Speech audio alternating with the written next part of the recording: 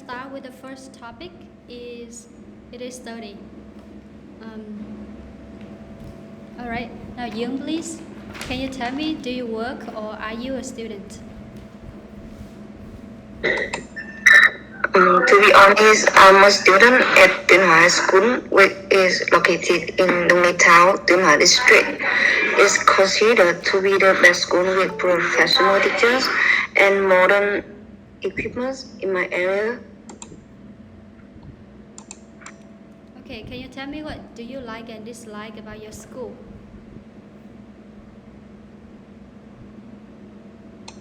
Well, actually, the best thing I like in my school is that students are allowed to use computer in the computer room whenever we want.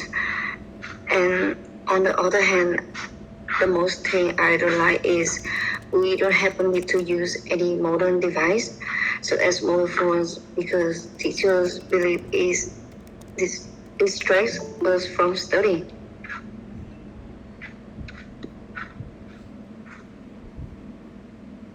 Okay, one more question. What is your dream job when you were a little kid?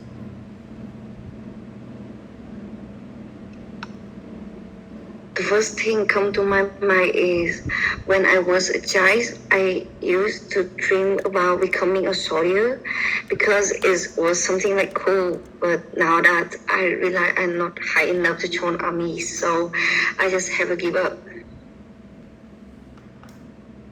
Okay. Now here are my comments for your speaking. First of all, let's look at fluency. You use the word on the other hand. Back in the past and now on the other hand. This phrase, you don't use it in part 1.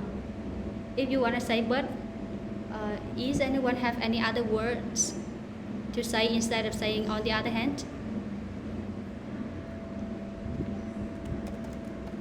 Okay. Tức là trong part 1 khi mình muốn nói một từ mà chuyển ý mà có nghĩa là nhưng á, mình on the other hand mình sẽ để dành ở part 3 vì từ này nó formal và để part 3. Còn part 1 nghĩa thấy từ but thì mình có những từ nào để cho nó đa dạng khi mình diễn tả cái nghĩa đối lập. Các bạn nào biết không? But thì ví dụ một là however, yet, that said, hoặc là having said that. Đây là những từ để paraphrase. Trong trường hợp trong tất cả các câu mà các bạn chỉ dùng but, however thì từ nối của mình chưa đa dạng thì trong quá trình nói mình có thể đổi, lâu lâu có thể đổi thành yet hoặc là that said. Back in the day when I was a child, I used to wanna be a flight attendant. Yet these days I've been dreaming of becoming a teacher. Ví dụ như vậy chẳng hạn, thì mình sẽ đổi từ được chứ. Next one for vocabulary. Like thì cô đã hướng dẫn trong video thì những cái like, dislike, comfortable thì mình phải paraphrase. Cái like thì nó sẽ dính vào cái từ đó gọi là common word, cái từ của phổ thông luôn, thì mình sẽ đổi like thành gì? Dương. The best thing that I like about my school thì mình sẽ đổi vào đó là thành gì? I'm into I'm keen on, I'm fond of. Okay. Just answer again. What do you like about your school? Answer one more time. Paraphrase the word like. The best thing I'm into tại lớp kiểu là cái cấu trúc bản nó về đứa sao I'm into là một cái góp ý hả? Góp ý hoặc danh từ nhé. The first thing I'm into about my school is we are allowed to use computers in the computer room whenever we want. However, we don't have a need to use any modern device such as mobile phones because it may distract us from studying. Okay. The thing that I'm into my school is that we're allowed to use computer room whenever we want. Next one, về phần grammar thì ví dụ như là we are allowed to use modern devices. những cái có S mình nhớ S nhé, tại vì những cái ngữ pháp cơ bản như là danh từ số nhiều số ít mà mình nói mình không dùng được á, thì nó sẽ bị trừ điểm nhiều hơn là khi mình dùng câu phức mà bị sai ngữ pháp thì trừ điểm ít hơn mà khi dùng những cái câu đơn giản. Modern devices. Tiếp theo, the first thing that comes to my mind, mình nhớ thêm S ở chữ comes nhé. The first thing that comes to my mind. Next one, pronunciation. When I was a child, chữ trẻ em thì mình đọc là child chứ không phải là child, hoặc là hồi nãy mình đọc là gì dưới này. Em đọc cái chữ này. Okay. Child. Child. Child. Child. Mình đọc sẽ là child nhé. Next one, allow hay là allow? Allow or allow? Allow. Allow, và tiếp theo mình sẽ có phần contraction này. We are allowed to use. Thì trong phần speaking mình nói là we are allowed to use, được nhé. Mình không đọc we are ấy. Thank you. Next one. Lớp bên có thiếu ai không này?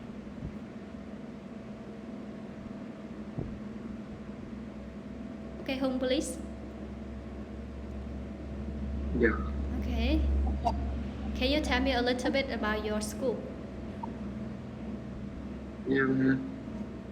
To be honest, my school is just a small school in the mountainous area. It's not famous to the older student in another province.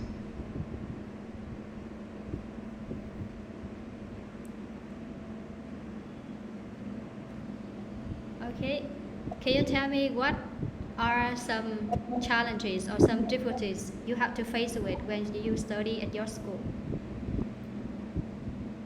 When I study, when I study in my school, I have to focus on too many subjects, and as there are not my main subject to study into the university. So,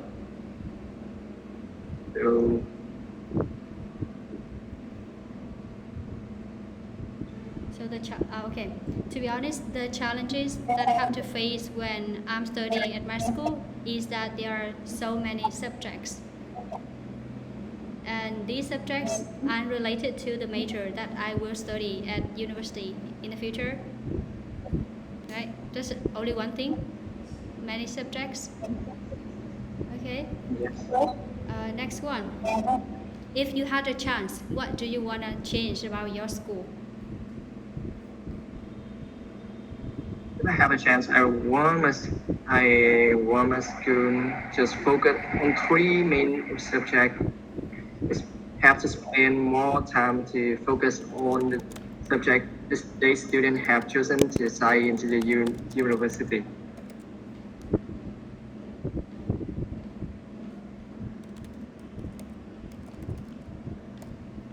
Alright. Now let's look at grammar point. If I had a chance, the question asks you chance. So in your answer, can you use the word chance again? Or you should change to another word? If I had an, give me the synonym of the word chance. Opportunity, do you know that word? Không biết từ đó không? Opportunity. No. Ok, vì câu hỏi là người ta đã dùng chance thì câu trả lời mình hạn chế, mình đổi từ mình biết thì mình if I had an opportunity thì tiếp theo là sẽ chance đồng nghĩa với là opportunity. Còn tiếp theo nếu mà mình I will change the school curriculum, tôi muốn thay đổi chương trình học ở trường, chỉ tập trung vào 3 môn chính thôi, thì nếu mình dùng I will thì nó là sai ngữ pháp, mình sẽ nhớ trong đó cho bố là I would like to, thì mình sẽ dùng contraction I'd like to, mình nhớ trong đầu cụm này luôn. If I had a chance, I'd like to. If I had an opportunity, I'd like to. Okay, so to be honest, và mình nhớ trước khi bắt đầu một câu trả lời phải có cái từ connective để đi vào. Frankly speaking, if I had an opportunity, I'd like to change the school curriculum, which is, the school should focus on 3 main subjects that students will study in the future in the university. School curriculum tức là chương trình học nhé.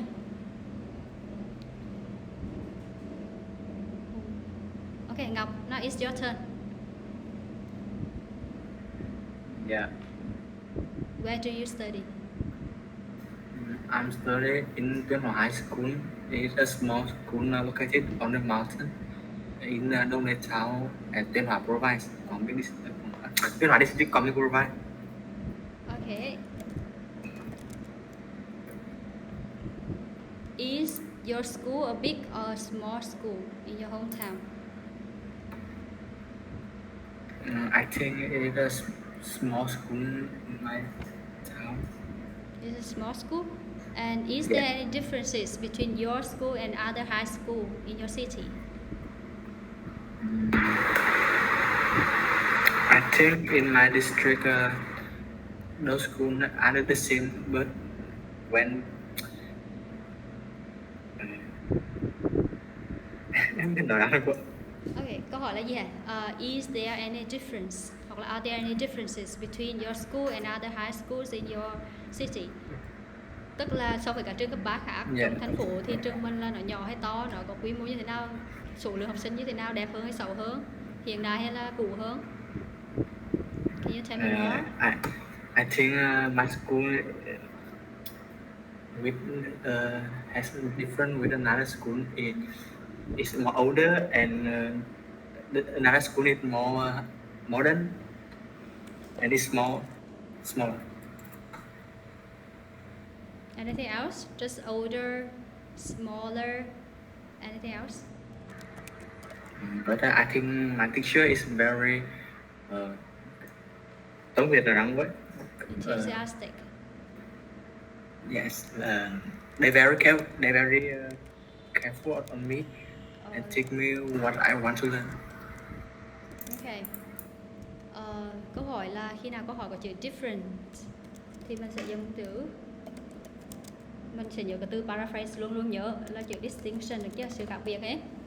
Ví dụ này, và Ngọc có xem cái video cô bỏ lên trên nhóm không em? Tức là cô hướng dẫn cách trả lời phát quán là phải có những cái từ đi vào sau không có trả lời.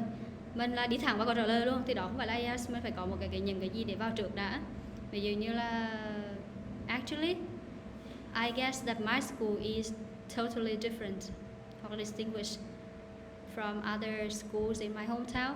First of all, từ nối đi vào đâu? Ngọc đã xem video chưa? Xem video cô hướng dẫn nói chưa? Em loan quá. Hả? Em nói em loan em. Khi nói là quên hả? Rồi. Là sẽ có là ví dụ there are several distinctions between my high school and other high schools in my area. First of all, it is older but smaller than other school. Và bên cạnh đó là mình có chữ nào? Plus hoặc là what's more hoặc là however. I'm into my school because the teachers here are so dedicated and enthusiastic to their students. I can ask many questions and they are willing to answer these questions. Okay, one more question for you. What technology do you use at school?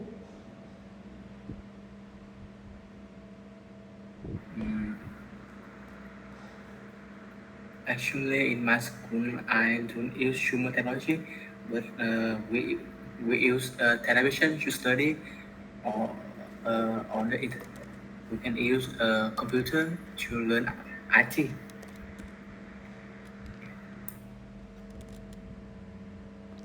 Pardon? Can you answer one more time, please?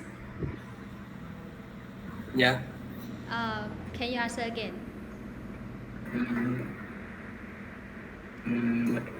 In my school, I often use television to study, or sometimes we use computer.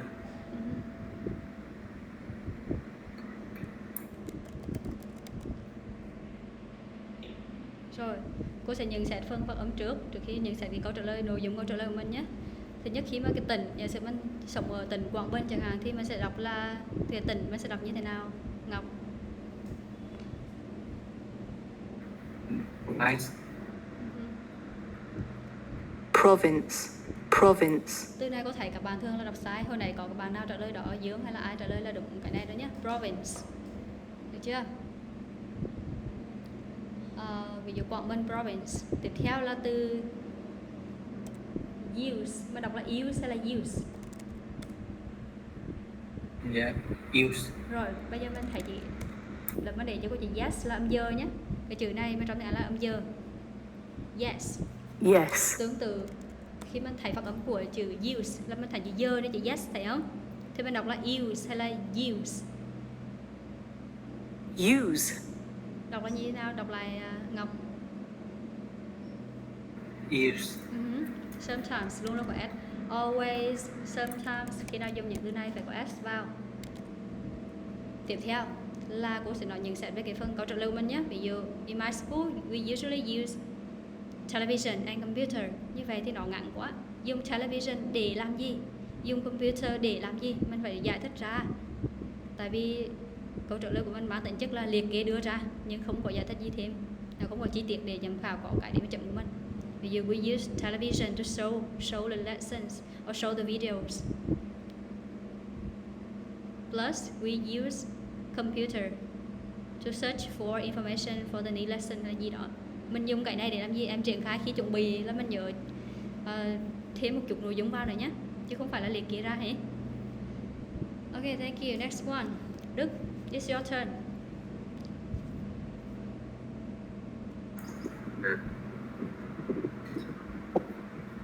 Okay. Are you a student or do you work? Currently, I am a 17 student studying at Denmark High School. My school located in Donglê Town and Denmark district of COVID. Province. Alright. What do you like about your school and your class? Well, my school located in Donglê Town of Denmark district.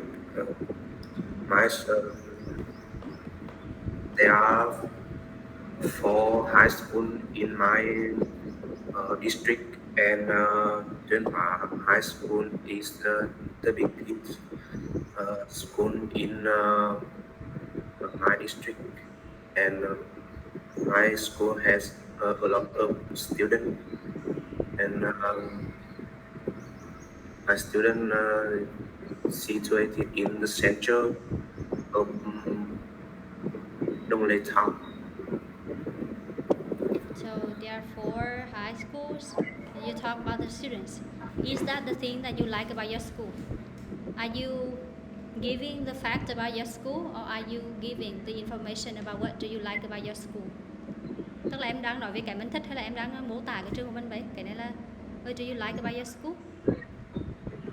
Nghĩa là muốn bảo Mình thích cái gì mình chỉ ra. Có thể thích cái cây ở trường này, có thể thích cái playground, the yard, thích sân trường, thích cái cây, thích trò chơi, thích giáo viên hay thích cái gì đó. Và nhớ paraphrase cái từ like. The thing I big on my school is about my friends, my classmates, hay là cái gì đó nhé. Can you answer again? yes. Frankly speaking, my school have a big playground,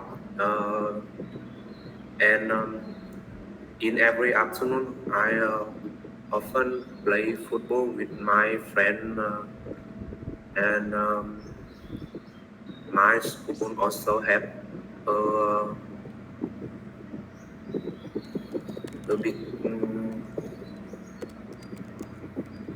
cái nhà thi đấu mỗi lần. Nhà thi đấu hả? Nhà thi đấu là gì ta? Athletic. Athletics. Rúng ở hố.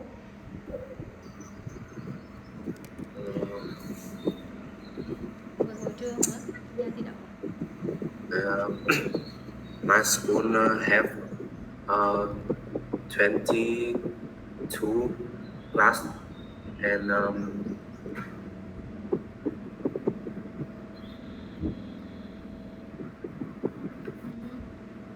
Ok, bây giờ cô sẽ hướng dẫn Đức trả lời lại câu của mình nhé. Có hai cái em thích. Cái thứ nhất là hồi nãy là a big schoolyard để mình chơi với bạn vào giờ ra chơi, và cái thứ hai có một cái nhà thi đấu để mình chơi thể thao ở đó, phải không? Và part 1 là gì? Mình nhớ này, IELTS speaking là tầm 12 đến 14 phút nhé. Thì có 3 phút cho part 1, 3 phút part 2, 5 phút cho part 3 thế, 3 đến 4 phút cho part 1 này. Thì một câu trả lời của mình phải tầm 30 giây thôi, và 2 câu nên là mình không trả lời quá dài. Đủ dài là đừng ngắn thôi. Ví dụ there are two main things that are big on my school. The first thing is about the schoolyard, which is quite big and large, where I usually play with my classmates here. Plus, another thing that I'm into my school is the hall for sports, so I can play sports here with my friends. Chẳng hạn là hai ý và trả lời ngắn gọn lại nhé. Đức, can you answer again? What do you like about your school?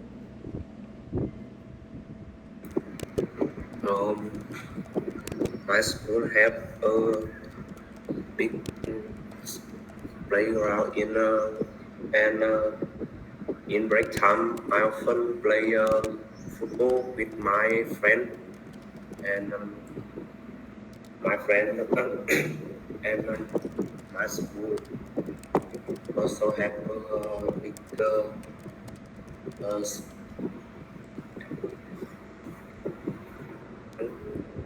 tiếng Anh quên ý thức A hall for sports.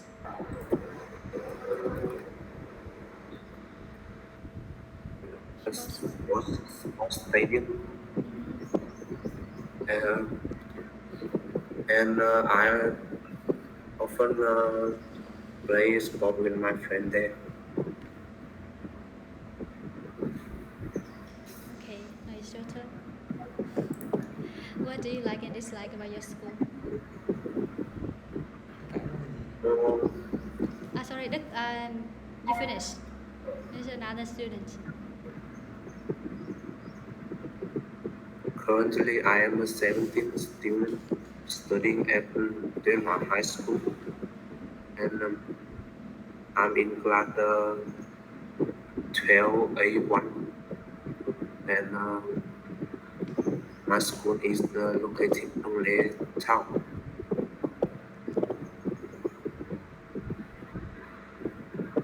Okay, thank you. Look, you can turn off your mic. Okay, Fab, please. Now, what do you like and dislike about your school? Try to speak louder, please, so that your friends can hear you. Thích được sống rồi không thích được. Anything you like? Actually, I feel my school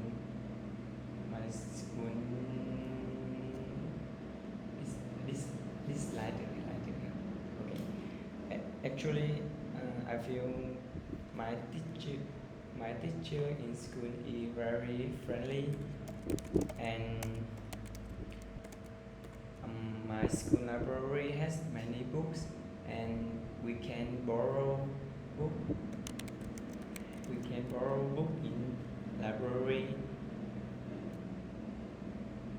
About this slide, I feel school is very bad, and our class television were broke, and we must borrow other class, and it were quite inconvenient. Okay. When it comes to the thing that I'm into my school, it is the teachers who are very friendly and dedicated. Plus, I'm also into the library at school, where I can go there and borrow books or study before the exam. However, about this, like khi mình muốn nói là về cái mà tôi không thích á, thì chữ about mình có thị mình dùng từ đó là speaking of hoặc là regarding hoặc là in terms of. Speaking of the thing that I can't stand about my school, mình paraphrase cái từ dislike thành I can't stand hoặc là I'm not into. Speaking of the thing that I'm not into about my school, it is the schoolyard, which is quite dirty. One more thing is all of the televisions in each classroom are broken. It's very inconvenient for us to borrow another television to study. I think what was your dream job when you were a little kid? Frankly speaking, when I was a child, I want to become a tour guide. As I want to go to any I want to meet any people and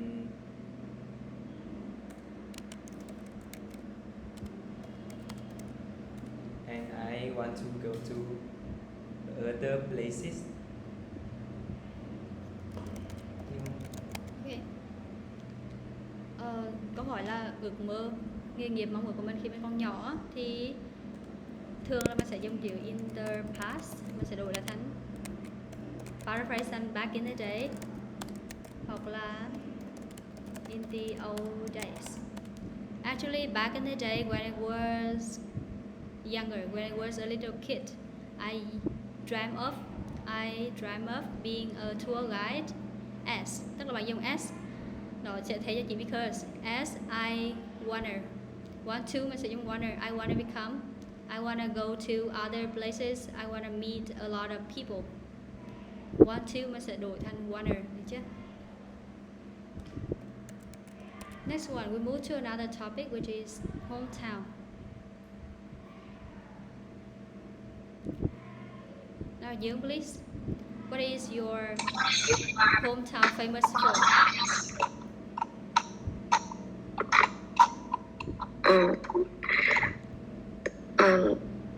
The first thing that was to my mind, I think the most famous thing in my hometown is scenic areas such as Kegu Lake, Đeo Ngang Pass, and Hương Thị Pagoda. It also has many beautiful beaches such as Thiên Câm, Xuân Thanh, and Trần Tiên.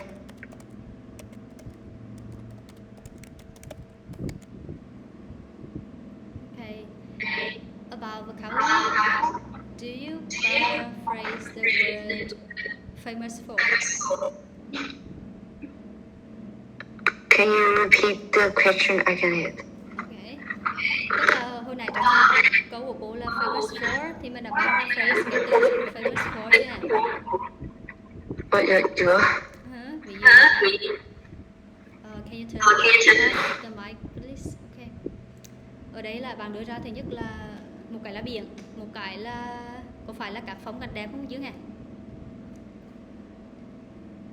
Em nghĩ là giống như nó thẳng cảnh nên Là scenic and từ mình dùng là từ nào?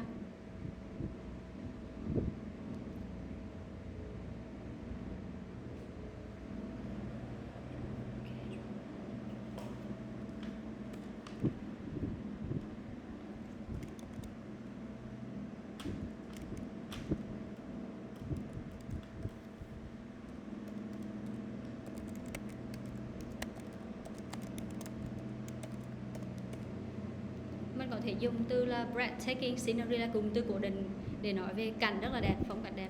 Ví dụ, actually my hometown is well known for, is noted for breathtaking scenery such as what's more, is also noted for sandy beaches where we can go there to pay a visit, to swim and play many kinds of sports here.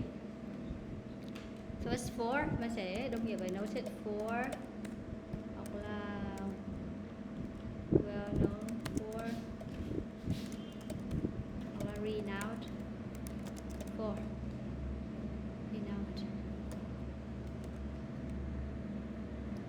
Và nhớ từ nhiều bãi biển là many beaches. Sandy. Thank you. Next one. Home please. What is your town famous for? Actually, there is my town is the place I live is just a small town in the unpopular unpopular province. So there is not too many landscape or scenic screen. The the economy the economy is not developed, and the population is very small, so they can attract tourists tourists in other country or other place. Ok, ở đây khi mình nhớ từ famous không hẳn là mình nổi tiếng với cái gì, mà có thể là nổi bật với cái gì đó. Nổi bật vì có nhiều đồng lúa hay là nhiều núi, hay nổi bật vì đặc trưng á, có nghĩa là cái đặc trưng của chỗ mình á. Thì mình nói là ý của mình có nghĩa là my hometown isn't famous for anything. It is a small town in an unpopular city. Everything is okay and normal, such as economy isn't developed. Rồi mình liệt kê những cái có nghĩa là my hometown isn't famous for anything luôn, phải không Home? Ý không là nó famous cho cái gì hết luôn hả? Nó không gọi gì hết luôn. Gọi gì nó bật hết luôn. Rồi trở lại. Again, one more time.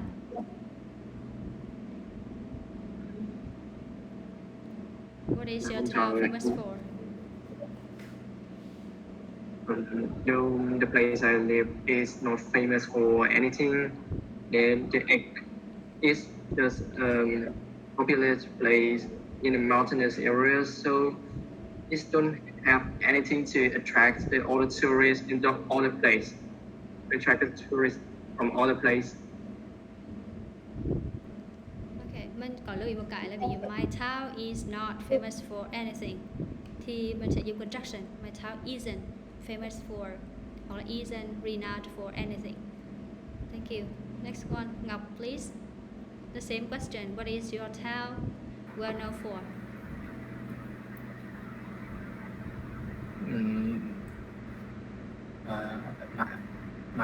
Mount Town is Văn Hóa village. It located in Tuyên Hóa district, Quảng Bình province. Phía sau là câu hỏi là Famous for là nổi tiếng với cái gì? I think it's famous because that is a land we have a lot of people very they learn very well and popular in sport like swimmer when anyone he has many reward in Olympics. Cái thứ nhất nó là is the homeland of excellent sport players, such as we have người nào nổi tiếng đó, tức là mặt đất của những cái excellent sports players. Cái thứ hai là em nói cái đầu tiên ý đâu của Ngọc là gì, cô chưa nghe rõ đấy. Famous for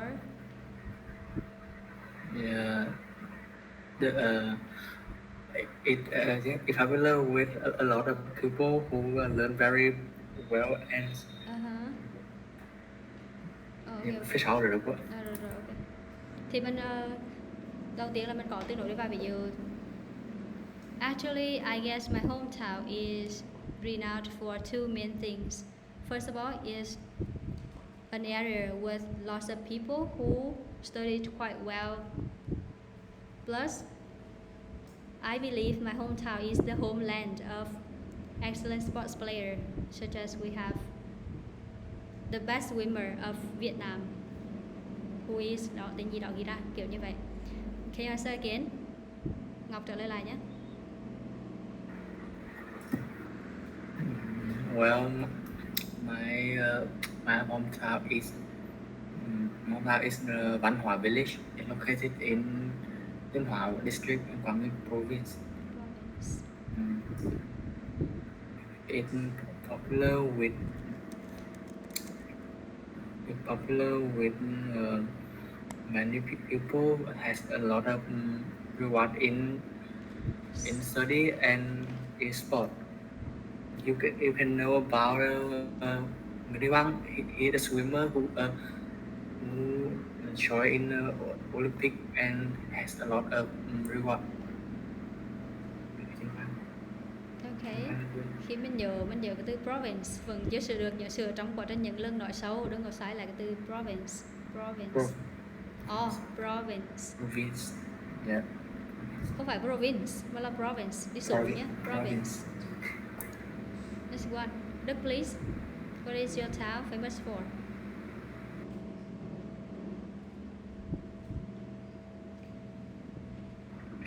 My hometown is in the Quảng Trạch district.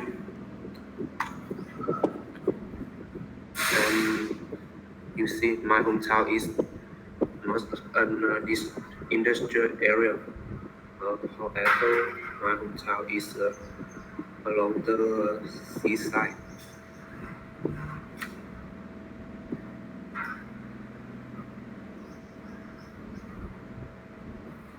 So,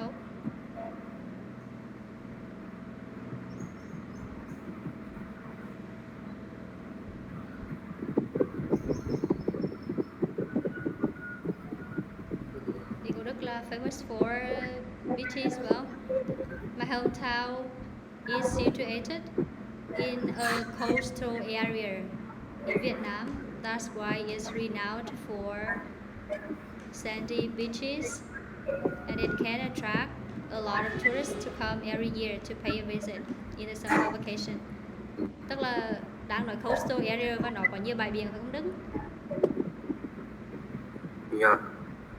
Là em, nếu tới Phát Quán mà đơn giản lắm, Phát Quán là một là nếu chỉ có biển thôi thì em sẽ nói là nổi tiếng với biển, và em triển khai một câu thêm biển thì có nghĩa là rất là nhiều người tới biển vào mùa hè để bơi chẳng hạn.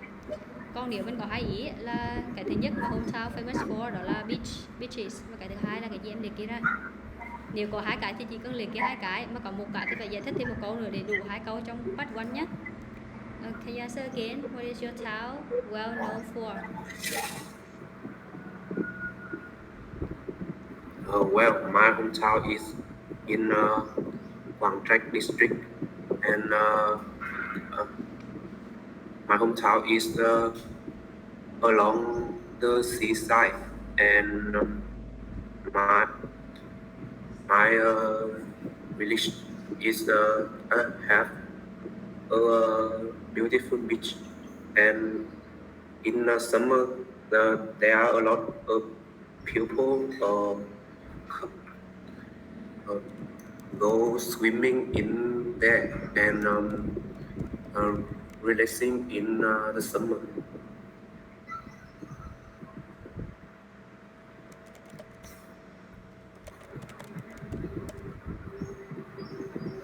Rồi ở đây mình có nhiều người đến vào mùa hè chẳng hạn, thì con người thì mình là people hay là pupil? Đức. People. Bây giờ tới đây sẽ là People. đọc dài đọc xíu nhé, đấy là long e, nó short e, people. People. Còn cái từ mà học sinh á, thì nó có nghĩa là mình sẽ đọc là Pupil. pupil. Nên các bạn không được nhầm lẫn giữa hai từ này nhé, sẽ là people, a lot of people coming there to pay a visit for their summer vacation. Let's go on, Phạm, please. What is your town famous for? I was born and raised in Phú Lộc district. There are many traditional foods such as bò Huế, mussels, noodle, and many other foods. When it's come to famous places in Phú Lộc district, the local people will introduce for you Ba Môn Temple. Yes, famous places in Phú Lộc district. Actually, I was born and raised in Huế City, which is noted for specialities hoặc là famous for local food, đồ ăn địa phương, hoặc là specialities là đặc sản, such as, sau đó mình giải thích các đồ ăn ra. Plus, the area where I live is also well known for a temple which is called Ba Môn. Thank you. We have another question for this topic. Hùng, please. How has your hometown changed over the last 20 years?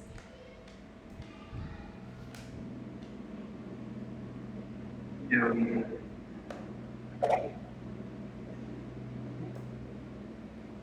in the past, my hometown was surrounded by many trees. There are no road in the There's no road in the town. But nowadays, many buildings has been mushroomed and the road has been building.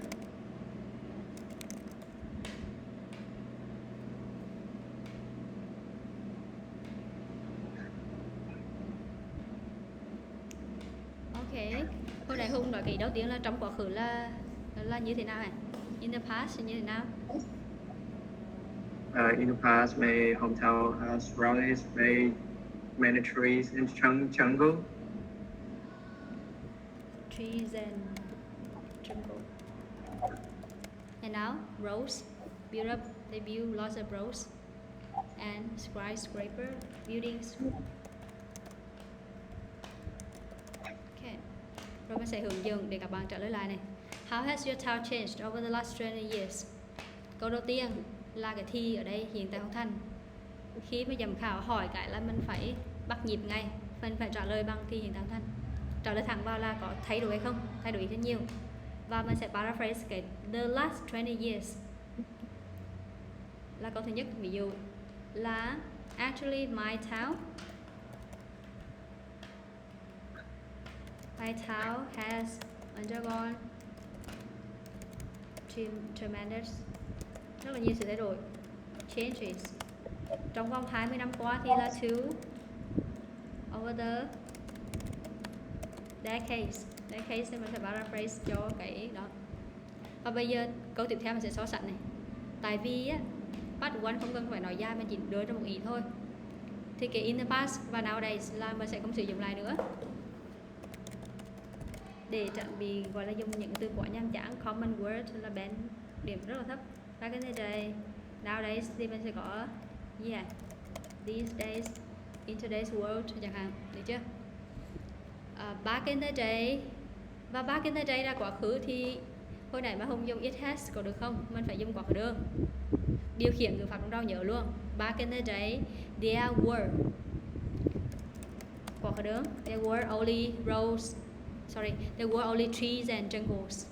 However, tuy nhiên mình phải có từ nối để đi sang. Hoặc là that said, yet these days we can see lots of roads and skyscrapers hoặc là tall buildings in my hometown.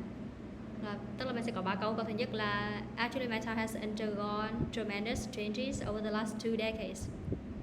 For example, back in the day there were just trees and jungles in the whole city.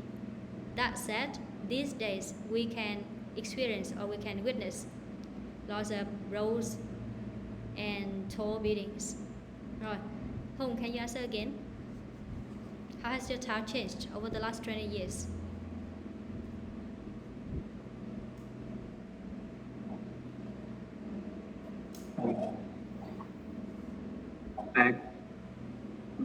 Back in the days, there were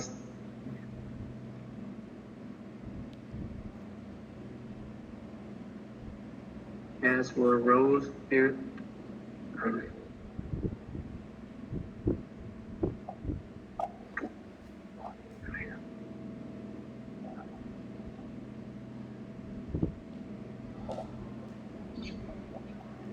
Trees and jungles, right? Yeah.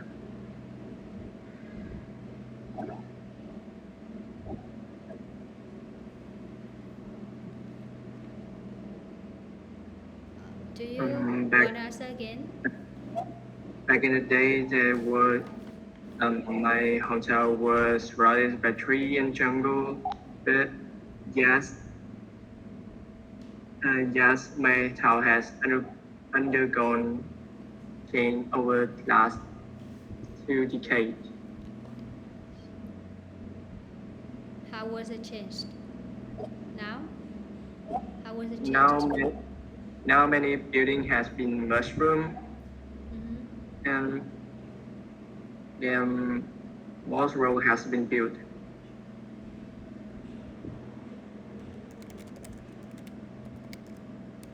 Ok, good. Ở đây bạn có dùng câu bị động và thứ nhất hiện tại âm thanh là đã có điểm có phức rồi, còn thêm bị động của hiện tại âm thanh nữa thì có điểm 2 lần đúng không? Has been mushroomed. Rồi. Và khi mình nhớ mình dùng từ yet, đừng có chuyển thành yes cái là nó bị hoàn toàn, nó không còn phù hợp luôn. Nhớ yet không có s. You please. How has your town changed over the last 20 years? Actually, due to the advanced technology, there are many tall buildings and companies arise. So many breathtaking views natural are being destroyed.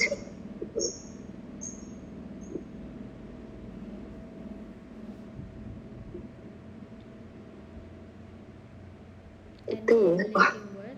Hả? từ là cái gì từ mình nữa chứ không còn lúc đấy biết của em chim luôn. Mới nói sướng sướng thôi, nói sướng sướng thôi, nói những cái chung chung thôi. Hoặc là bây giờ mình phải nói ý này, không nói ý của bạn, mình nói về cái xe cộ phương tiện cũng được. Mình chỉ nói là đầu tiên là phải nói là có thay đổi nè. Of course, absolutely yes, my town has changed a lot these days.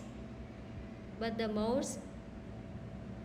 most striking one, cái đặc điểm nổi bật nhất is about the means of transportation. You know, in the old days, we usually walked or used some cattle to travel, such as cows or horses. However, these days, there are a lot of means of transportation for us to choose, such as bus, train, tram, a lot of, and many more. Ok, tức là mỗi bạn chọn một cái đặc điểm để nói thôi, không nhất thiết phải là tòa nhà, nên phương tiện giao thông này, hoặc là số lượng người ít nhiều hay là cái gì đó nhiều cái để nói mà. Dương, can you answer again? Dạ cho xin 2 phút em viết lại. Ok, now, Ngọc, how about you? The same question. I think in the past, the riverside is just and tree. There are a lot of tree and bamboo. Yeah, and there are also some snake. But nowadays, it's had building into building taller, and there's no tree or animal in nature. Ok, được rồi. Nhưng mà thứ nhất là em dùng in the past, đổi lại cho cô cái in the past đi. Và cái thứ hai em nói là there are much bamboos, trees and snakes, and even snakes. Thì em nói dùng quả khởi đơn chưa? In the past mới có dùng quả khởi đơn thôi. Thứ nhất em nói lại này, không có dùng in the past nữa, đổi qua từ khác. Và cái thứ hai là there were, chứ không phải là there are. Được chưa? Now answer again.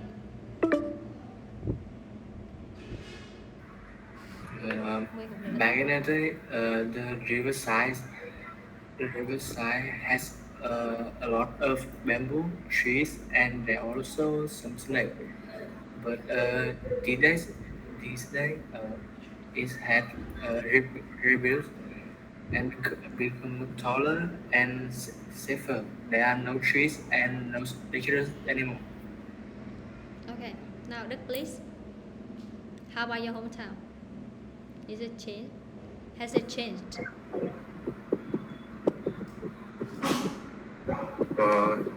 In my opinion, there have hardly been any noticeable change over the last 2 decades.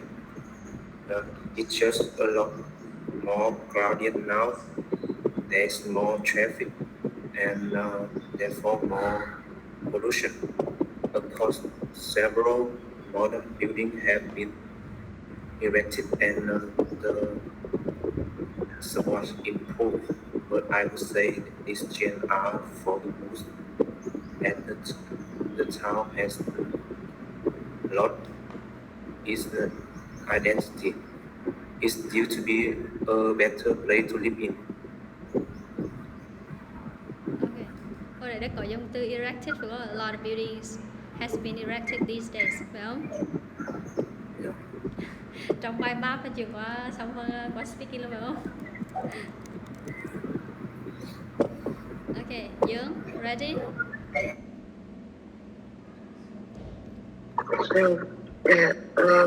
Absolutely, it changed a lot. Due to the fact that technology has advanced, there are more buildings and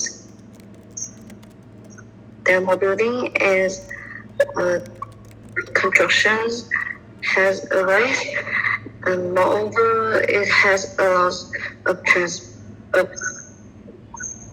there are a lot of means of transport, such as cars, motorbikes, then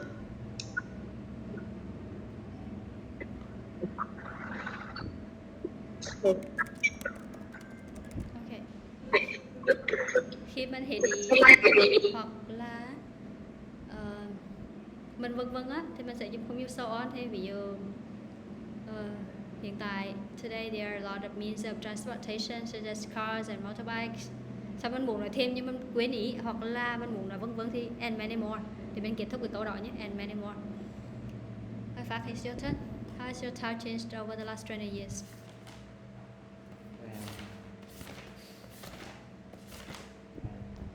Frankly speaking, back in the day, there doesn't have many tower, vertical or drone. But nowadays, there are more building or vehicle. But and the biggest change is the appearance. More new traffic light in a three-way junction and four-way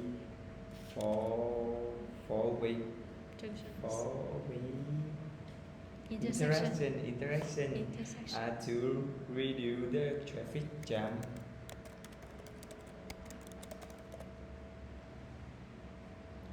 Ở đây mình có từ phương tiện giao thông thì từ phương tiện mình sẽ đọc là không đọc chữ hạt nhé, vehicle. Vehicle. Một là vehicle. Vehicle. Hai, thường mình sẽ đọc là vehicle. Vehicle. Và back in the day, there don't have any cái gì đó thì there weren't. Nhớ chưa? Có cái đơn mà.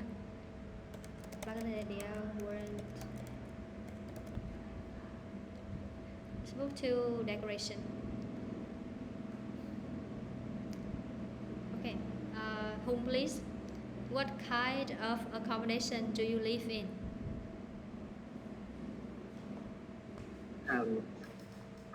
Actually, now I'm living in the house.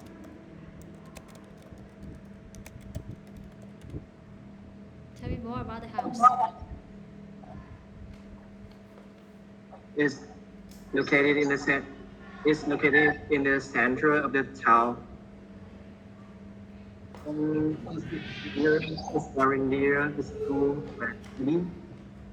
So it's very convenient for me to commuting to.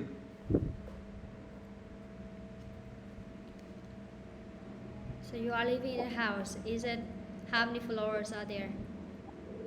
Is it big or small? What is the color? How many rooms? It is modern or old? Tell me more about the house.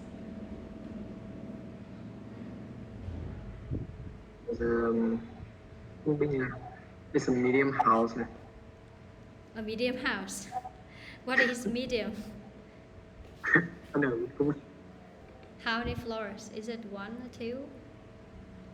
They have two. It have 2 floors. What color is it?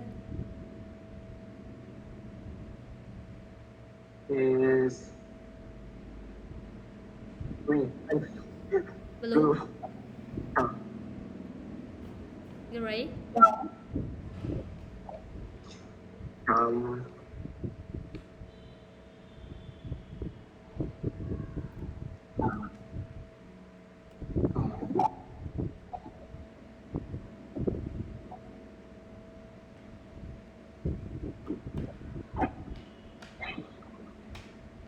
talk about the equipment in the house. Is it modern or old? The style of the house, the design.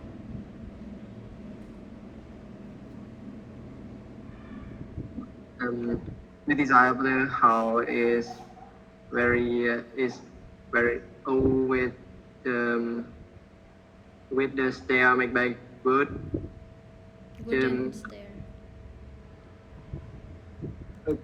A lot of cupboard Cupboard. and it have a white cupboard made by wood. Ok, mình sẽ tóm lại cái câu trả lời của bạn Hùng nhé. Cô sẽ ví dụ một số cái cô chưa biết thì cô tự thêm vào được hay. Ví dụ như là actually currently I'm living in a two-story house which is painted in blue. It's an old style house with everything is made of wood. For example, we have a wooden stair and some wooden cupboards in my house. One more thing is that it's located in the center of my town. That's why it's very easy for me to commute to other places around the city. Can you answer again, Hung? What kind of accommodation do you live in?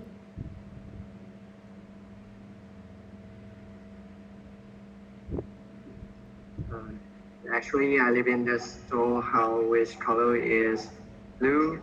Is